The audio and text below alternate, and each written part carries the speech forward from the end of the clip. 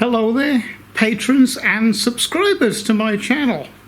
Just a quick video. I suppose a little bit of a survey as to what you may think I should do next, as in the next major project. I know I haven't quite finished with the MIDI yet. I still need to make a probe for it, and also I need to make or connect rather the spindle up to the SMC, and there's probably a few other things I want to do, and I will continue working with the MIDI. But I'm in a bit of a quandary because what I did find with making the MIDI was if I can spin you around with it, you're getting too giddy. My little CNC Mill, fabulous little thing, done a lot of work with it, but it's very limited in its footprint, which is about in reality, I think it's about 200 and what is it? About 230 or 225, I think it is, in the X, and in reality, it's 107 in the Y. The Z is fine, but I did find it very limiting to make parts for the MIDI. Now, not impossible, you know. It's okay. But what I'm trying to say is, now I do, plans for this year is for me to construct one of two larger projects, and that is either something like probably a CNC router that's larger than the MIDI, which I'm sort of thinking I'm going to dub the Maxi, for want of a better word.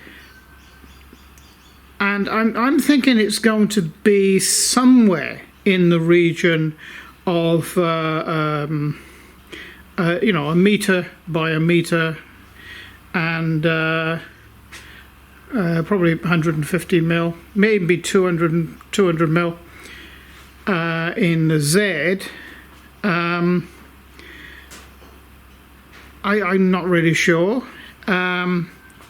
Maybe 4 foot by 4 foot. It'll be somewhere around there, quite a bit bigger. And the MIDI's robust enough for its size, but I intend to make the larger model much more rigid to handle something like a 3 kilowatt spindle, and probably running servo motors. Now, that's going to be a much more expensive machine to build. I'm sort of budgeting for about $3,500. It's going to run between $3,500 and $4,000, because as the size goes up, it exponentially, the price goes up. So if you're gonna build something, there's if it's decent, if you're gonna build it decently, like I did the MIDI for its size, it's if you're gonna build it 4 times the size of the MIDI, well, it's going to be near 3.5 to 4 times the cost. So there's that. I'm sort of thinking, okay, I'm looking into parts for that. Probably going to be NEMA 34s, probably closed loop servo drives. So you know, that's why it pushes the price up.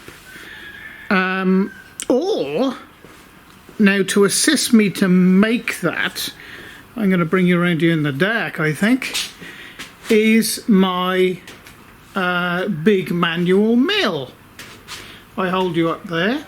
Now, this has a footprint of 500 millimeters in the X travel and 220 in the Y, and the Z is, oh, I think that's 400 and something. And you know, this is a solid machine. It's a big square. Can you see that? Big square dovetailed column. You know, if you're thinking of getting something like this, don't get the round column. They flex. These don't. And you know, they're not that much more expensive. This is, you know, this is sold around the world. You see the name on here, you know, Hafco. Sold by Hare and Forbes in Australia. I've had this 22 years, might be 23 years, somewhere around there. Never failed, well used, but it's not worn out or anything like that. There's no wear in the ways or anything like that. I keep it well lubricated, as you can see. It's a bit grubby. I'm seriously thinking of converting this to CNC. Probably keeping the original drive motor. That's 2 horse, or a 1.5 kilowatt. It's got 6 speed. You know, I mean, this will chew into anything you want, got a mind to put in it. 4140. I do a lot of aluminium work, but you know, the footprint on this is as big as a Tormach 1100. You know, it's physically, size of the machine itself is about the same as a Tormach 1100. And you can pick these up for about $3,000. Now, to convert this to CNC, again, it would be, I'll take you around in the daylight, or where it's lighter. Again, if I were to convert that to CNC, would be NEMA 34s, and again, it would be servo drives, or closed loop servo drives. And you know, running on probably Mach 4. I don't know what you guys think. I don't mind putting in Mach 3 or Mach 4. You know, I'm still working with the SMC. I'm very happy with that too. And it would have no problem running a larger machine at all. Full-size machine. As in, you know, a full CNC router of, you know, sort of 3 meters by 1.3. Full size, no problem at all. But I know that let's change arms. This one's beginning to ache a bit. So, you know, can I have some thoughts from you guys? So really, that's about it. You know, a bit of sort of a heads up of letting you know that well, there are two things in the pipeline that you know, I've sort of got in mind, like you know, the larger CNC router, we'll call it a 4 foot by 4 foot, but it's probably going to be about a metre or 36 inches, something like that. Because although this is a big workshop, I'm running out of space. You know, I've got my workshop split up into several areas where I work for doing different types of work. Like you know, the corner over there is the laser, and where I've just been with the metal machine is, and the big lathe, you know, is for metal, and I've sort of got a walled off area because if I make any sparks or anything like that, you know, nothing's going to catch fire. And over this side, or you know, the other 2/3 of the workshop is, you know, devoted to CNC routing. I do cut aluminium here, as you know, and brass with the CNC machine. But yeah, wood, you know, and wood dust and sawdust, and although I do try to keep it clean, it's difficult sometimes. So yeah, there's those 2 projects, and you know, just send me a little bit of input if you'd like to, of well, what you'd like to see or what interests you guys, and I'll sort of price them all both up, and we'll come to some decision together. Okay.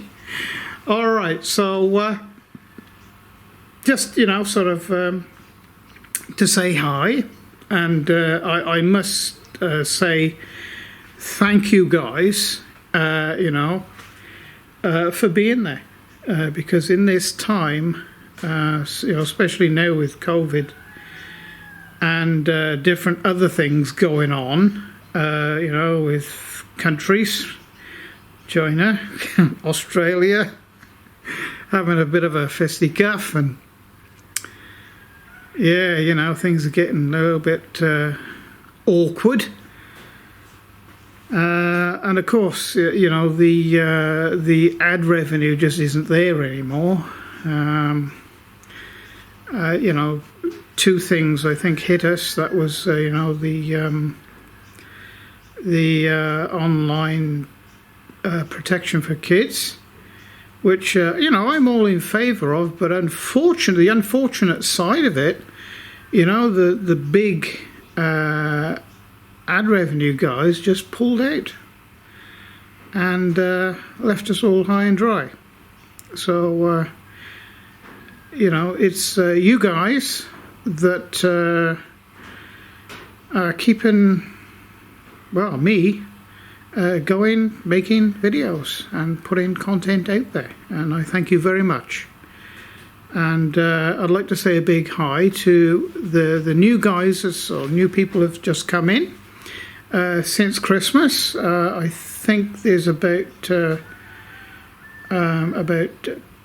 let me see, about 15, I think 15 people have come in since Christmas. Thank you guys, and hi.